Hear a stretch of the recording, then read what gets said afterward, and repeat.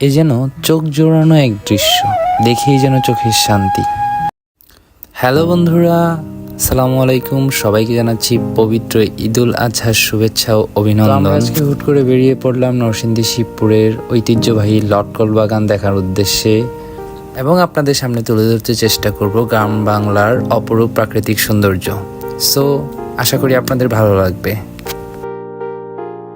নরসিংদী শিবপুর থেকে আমরা নাস্তা শেষ করে রওনা দিলাম লটকল বাগানের উদ্দেশ্যে। তবে একটু বলে রাখি, আপনারা যারা ঢাকা থেকে নরসিংদী শিবপুরের লটকল বাগান দেখতে আসতে চান, তারা ঢাকা থেকে সরাসরি সিলেটের যে কোনো বাসে চলে আসবেন নরসিংদীর মরজাল বাজারে। সময় লাগবে সর্বোচ্চ 1 ঘন্টা, ভাড়া পড়বে জনপ্রতি 100 থেকে 150 টাকা। মরজাল বাজার থেকে অটোরিকশা করে 10 মিনিটের পথ পাড়ি দিয়ে চলে আসতে পারবেন লটকল বাগানে। অটোরিকশার যে কোনো ড্রাইভার মামাকে বললেই হবে যে আমি লটকল বাগান ঘুরতে চাই, উনিই আপনাকে নিয়ে যাবে লটকলের দুনিয়ায়। শুধু লটকন বাগান নয়, বাগানে যাওয়ার সময় রাস্তার আশেপাশের দৃশ্য, প্রাকৃতিক সৌন্দর্য আপনি খুব ভালোভাবে উপলব্ধি করতে পারবেন। আর এখানকার সবচেয়ে বড় বৈশিষ্ট্য হচ্ছে লাল মাটি। এই লাল মাটিতে সকল ধরনের ফল যেমন আম, জাম, কাঁঠাল প্রচুর পরিমাণের ফলন হয়।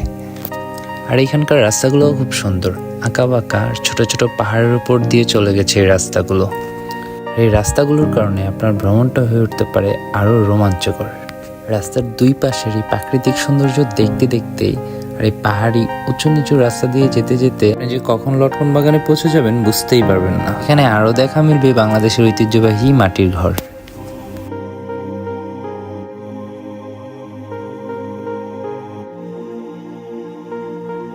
এবং রাস্তার দুই ধারে দেখা মিলবে লাল মাটির ছোট ছোট পাহাড়ের।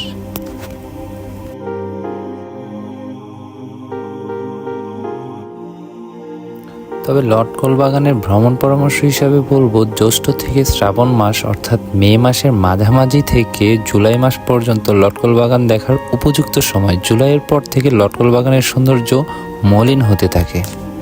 তো বন্ধুরা, কথা বলতে বলতে আমরা অলরেডি চলে এসেছি সুমিষ্ট স্বাদের সেই লটকলের দুনিয়ায়। টক মিষ্টি স্বাদের লটকন কম বেশি সবারই একটি পছন্দের ফল। আর লটকনের জন্য নরসিংদী জেলার রয়েছে 1.5 জোড়া খ্যাতি। নরসিংদী, শিবপুর ও মরজাল উপজেলার বাংলাদেশের সবচেয়ে বেশি লটকল আবাদ হয়ে থাকে। শিবপুর উপজেলার ছোটবান্দা গ্রামের রাস্তার দুই পাশের অসংখ্য ছোট বড় লটকনের বাগান নজরে পড়বে। বাগানের গাছের গোড়া থেকে শুরু করে শাখা প্রশাখা উপশাখা জুড়ে ঝুলতে থাকে থোকায় থোকায় হাজারো পাকা লটকন। তবে কোনো বাগানে ঢোকার আগে অবশ্যই মালিকের অনুমতি নিতে হবে। অধিকাংশ বাগানের মালিক খুবই আন্তরিক এবং দর্শনার্থীদের খুবই আগ্রহের সাথে নিজের বাগান ঘুরিয়ে দেখান। তাই বাগানের মালিকের সাথে কথা বলে নিজ হাতে গাছ থেকে পেড়ে লটকল খেতে পারবেন।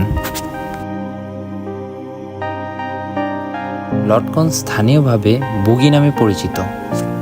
প্রচুর পরিমাণে ভিটামিন সি সমৃদ্ধ দেশীয় জাতের এই ফলটি নরসিংদীতে এত পরিমাণ জন্মে যে মনে হয় পুরো নরসিংদী যেন লটকনের রাজ্য। নরসিংদীতে লটকল চাষের ইতিহাস সম্পর্কে জানা যায়, প্রায় 120 বছর পূর্বে শিবপুর উপজেলার জয়নগর ইউনিয়নের আচকিতলা গ্রামে লটকন চাষের গোড়াপত্তন করেন মরহুম হাজী আব্দুল আজিজ।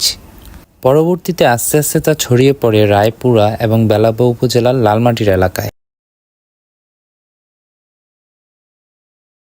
হ্যালো বন্ধুরা, আমরা চলে আসছি শিবপুরের ঐতিহ্যবাহী লটকল বাগানে।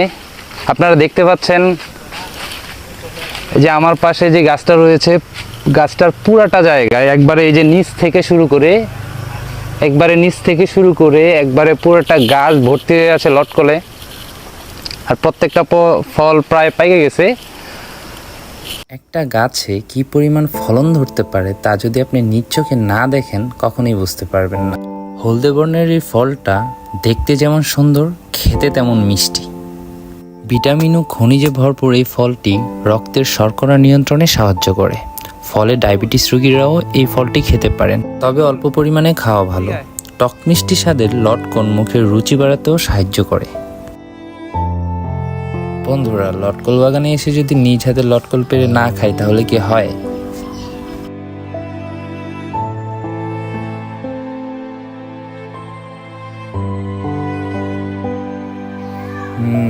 টু গুড, সেই লেভেলের মিষ্টি।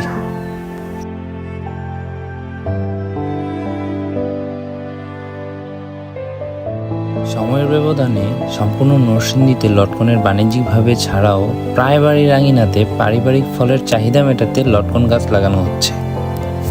কৃষি বিভাগের কর্মীদের ভাষা অনুযায়ী নরসিংদীর মাটি ও আবহাওয়া লটকন চাষের জন্য বেশ উপযুক্ত। সেই সঙ্গে আর্থিক লাভের কারণে চাষিদের মধ্যে লটকন চাষের আগ্রহ বাড়ছে বহুগুণ। নরসিংদী জেলা কৃষি অধিদপ্তর সূত্রে ঢাকা মেলকে জানিয়েছেন, নরসিংদীতে চলতি মৌসুমে 1695 হেক্টর জমিতে লটকল বাগান চাষ করা হয়েছে। প্রতি হেক্টরে 15 টন হারে মোট 26,315 মেট্রিক টন উৎপাদন লক্ষ্যমাত্রা নির্ধারণ করা হয়েছে। এছাড়া প্রতি কেজি লটকন 70 টাকা কেজি দরে ধরলেও প্রায় 187 কোটি টাকার বিক্রয়ের আশা করছেন।